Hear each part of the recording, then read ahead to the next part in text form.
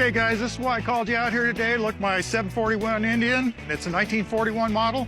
These are really cool bikes. They had the throttle on the left-hand side. I mean, it's completely reversed. I'd probably kill myself.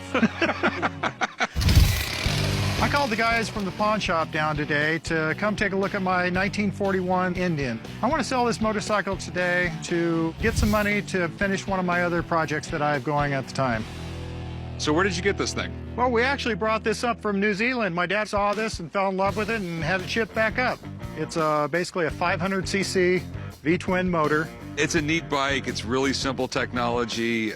You just basically have 2 cylinders, a distributor, and I love the rear suspension, springs on the seat. A lot of people don't know. I mean, this was Harley-Davidson's #1 U.S. competitor for years and years and years. Back in the early 1900s, Indians were one of the most popular bikes out there. But then Harleys came out and pretty much put them out of business. The name's been brought back a few times, but it's the original bikes that people go nuts for. This could be one of those Indians that was made for military use. That would totally explain the left-handed throttle.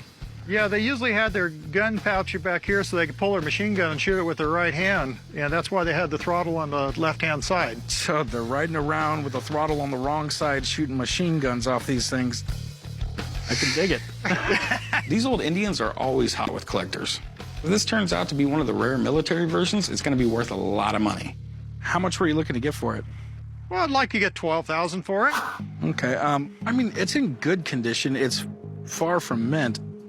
Needs to be repainted. The wires. Yeah, new wires. The fender's got cracks in it. You know, I'm kind of curious to know if it is military or not. Yeah. Would you mind if I had my buddy come down and check it out? Sure, I don't have a problem with you calling anyone down. All right, thanks a lot. Hey, great.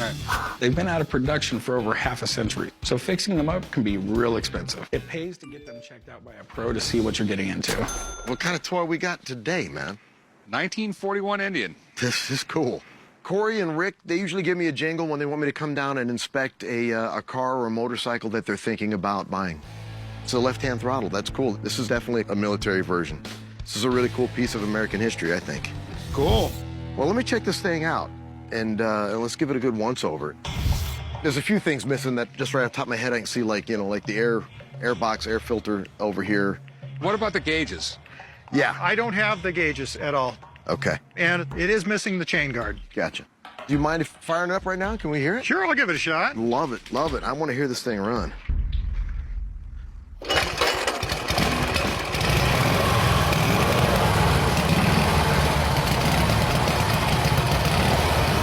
That's like music. The bike is beautiful. It appears to be about 90% there. It's just a matter of restoring every little piece to make it that high-end quality that it should be. So what's your verdict?